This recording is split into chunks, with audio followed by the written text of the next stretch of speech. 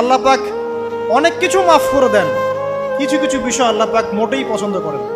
তার মধ্যে একটা হচ্ছে অহংকার, তার মধ্যে একটা হচ্ছে শিরক, তার মধ্যে একটা হচ্ছে অন্যের হক নষ্ট করা, তার মধ্যে একটা হচ্ছে আদম সন্তানকে হত্যা করা, তার মধ্যে একটা হচ্ছে বৃদ্ধ বয়সে ব্যভিচার করা, তার মধ্যে একটা হচ্ছে মুরতাদ হয়ে যাওয়া। ওই যে খ্রিস্টান হয়ে যাচ্ছেন না, খালি মরেন তারপর বুঝবেন, খালি মালাকুল মউত আসুক তারপর বুঝবেন।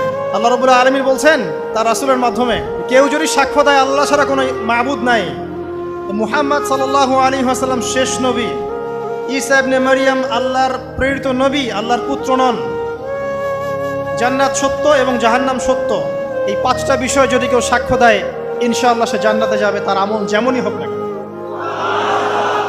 টাকার বিনিময়ে, চাকরির বিনিময়ে, সমাজসেবার নামে আর চিকিৎসার নামে ইমান বিক্রি করে ফেললেন, সুবহানাল্লাহ সুবহানাল্লাহ। তোমাদের এই পৃথিবীতে বেঁচে থাকার চাইতে মাটির তলে চলে যাওয়া ভালো। আবর্জনার কোনো প্রয়োজন নাই আল্লাহর এই জমিনে। এই মুসলিম উম্মার আবর্জনার কোনো প্রয়োজন নাই। এই মুসলিম উম্মার ইমানদার সাহসী তরুণ প্রজন্মের দরকার। আল্লাহ পাক কবুল করুন, আমিন।